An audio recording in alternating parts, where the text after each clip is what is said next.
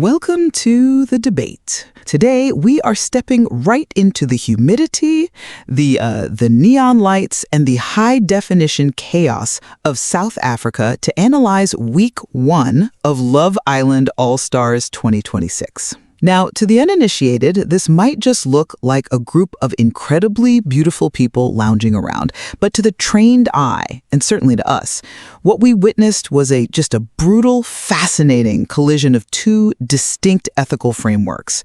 We saw the disintegration of bonds, the absolute weaponization of language, and a fundamental disagreement about how human beings should treat one another in a closed system. It was absolute carnage, and I have to admit, I loved every second of it. But you're right. Beneath all the shouting and the crying in the rain, there is a fascinating structural tension at play here. The central question we're tackling today is this: does the microcosm of the villa reward those who adhere to a social contract based on loyalty and decency?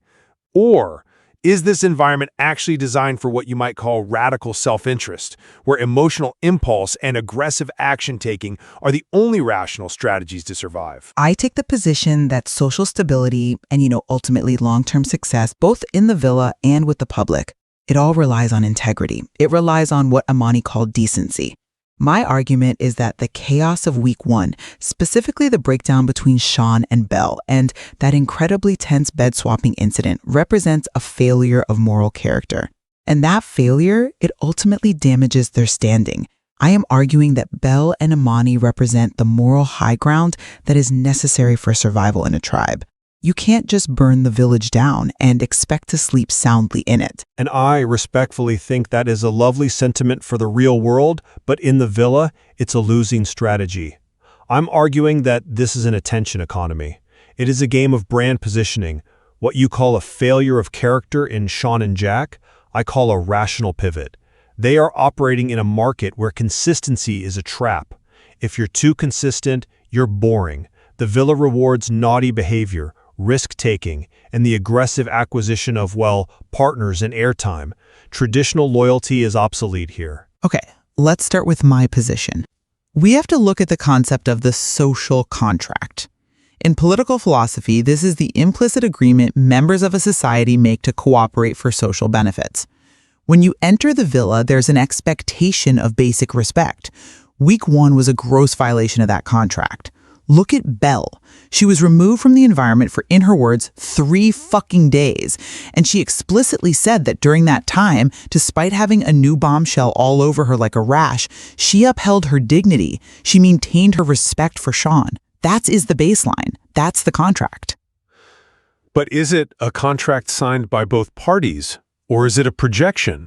Implicitly, yes. It's signed the moment you couple up and agree to explore a connection.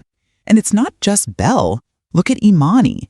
When Jack moved to shore, Imani's grievance wasn't necessarily that he liked shore more. It was the lack of process. She said, it's just the decency to be like, this is the update. She correctly identified that without communication, the villa just regresses into childish selfishness. When participants use terms like wrong end and snake, they aren't just throwing insults. They are enforcing social sanctions.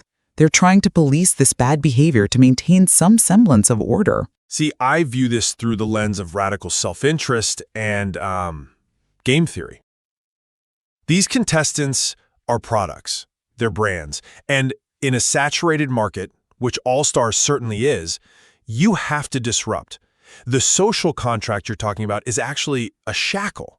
If Sean had stayed the gentleman, he would have faded into the background. Safe, but invisible. His pivot to Lucinda, despite the mess, was him following the attention economy. So you think destroying his reputation was a strategic move? I think it was an inevitable one. Sean admitted that the connection with Lucinda kind of just makes sense. He was correcting a market mismatch. And regarding the rules, Jack pointed out explicitly, there's no name tags on the beds. That isn't just an observation, it's a philosophy. The structure of the show encourages aggressive acquisition. If you wait for permission, you lose. The terrace behavior, where Sean and Lucinda flirted away from the group, that's the only space where authentic self-interest can breathe, free from the groupthink you call decency. I see why you think that. But let's drill down into the Sean-Belle-Lucinda Triangle, because I think your market correction theory ignores the human cost of it all. I want to talk about object permanence.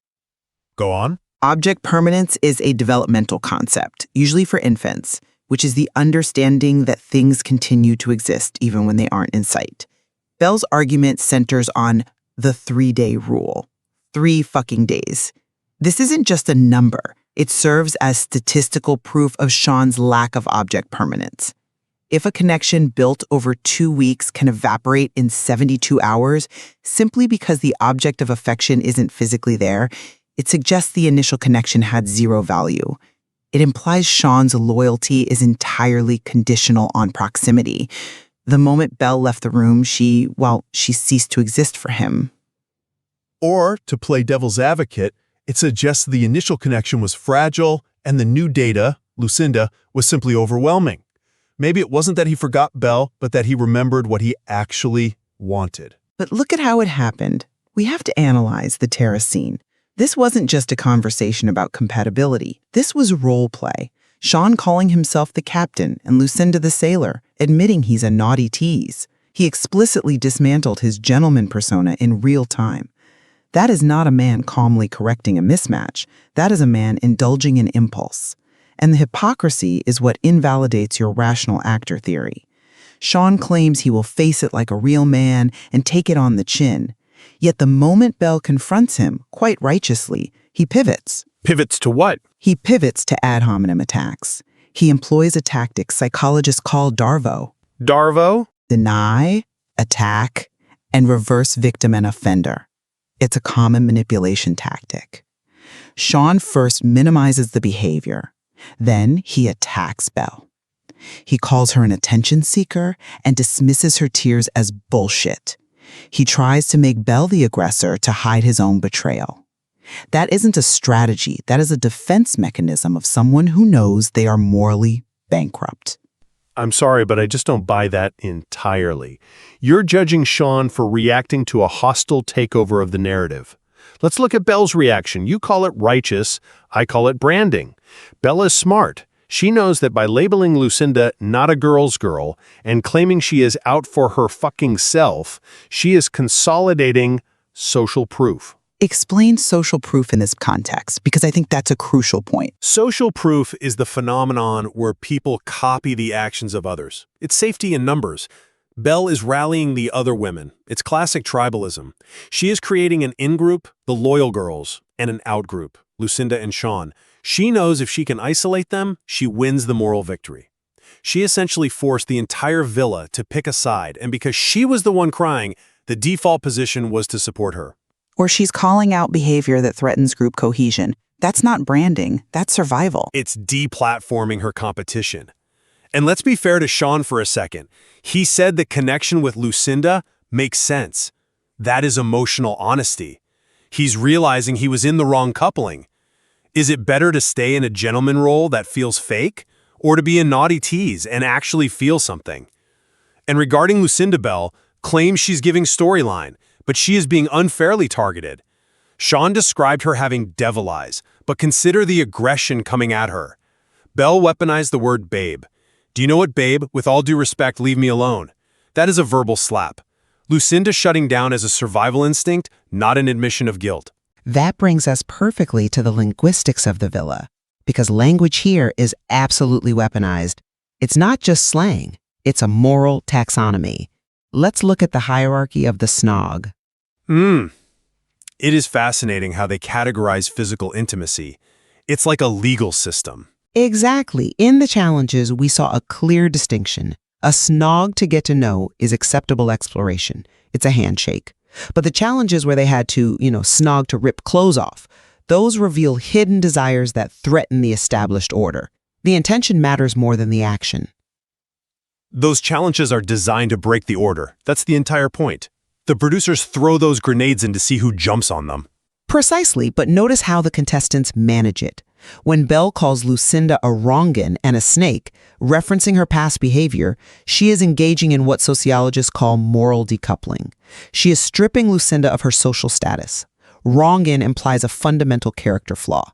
And when Belle says it's giving storyline, that is the ultimate insult in reality TV. Because it breaks the fourth wall? Yes. It suggests that authenticity is the currency and Lucinda is counterfeiting it. It's an accusation of performative acting. It just invalidates Lucinda's feelings as nothing more than a script. That's a compelling argument, but have you considered the strategic use of the pass? In the truth challenges, we saw contestants refuse to answer questions about body counts or footballers in DMs.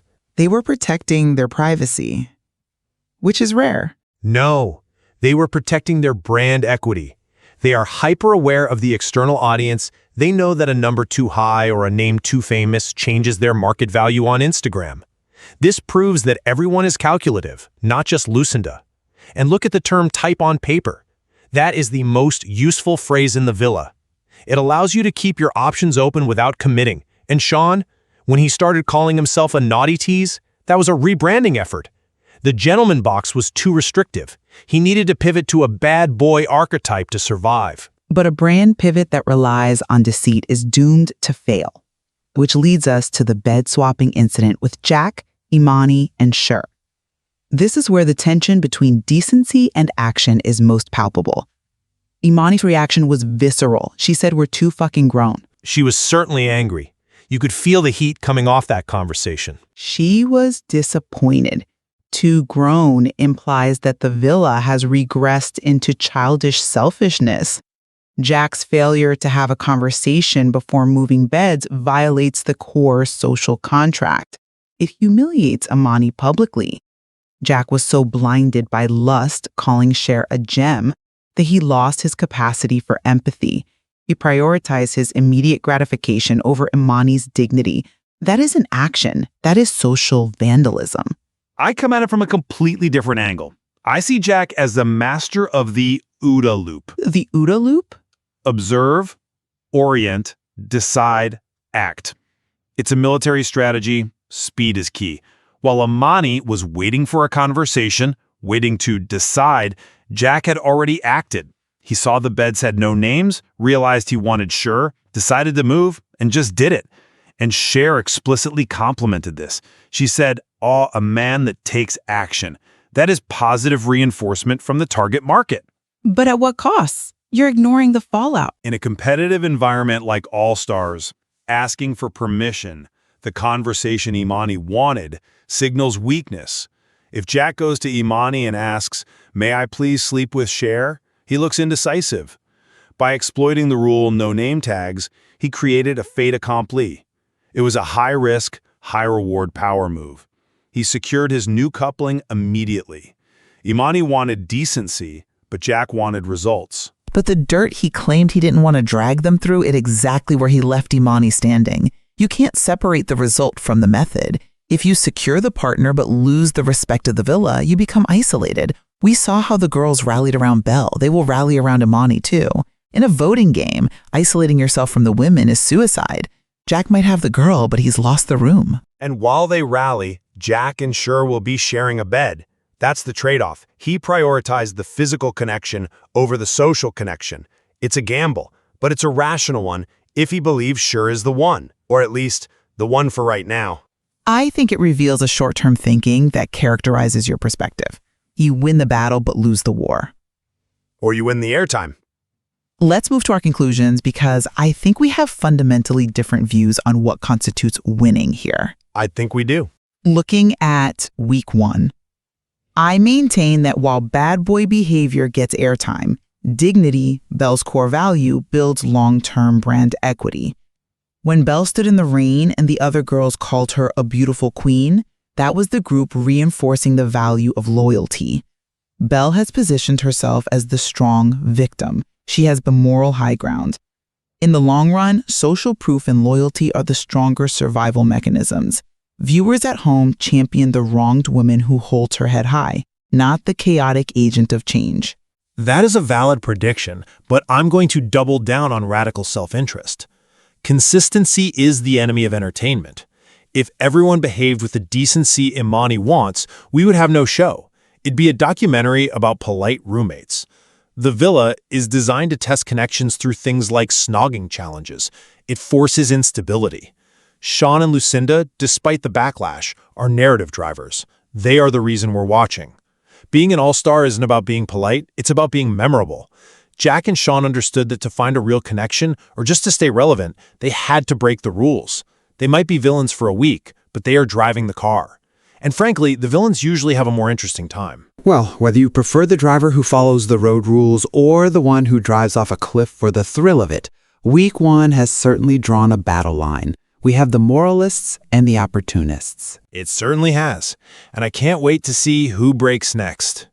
Thank you for listening to the debate. We encourage you to ask yourself, in the villa, would you choose dignity or would you choose airtime? And remember, sometimes the wrong ends have the most fun. Until next time.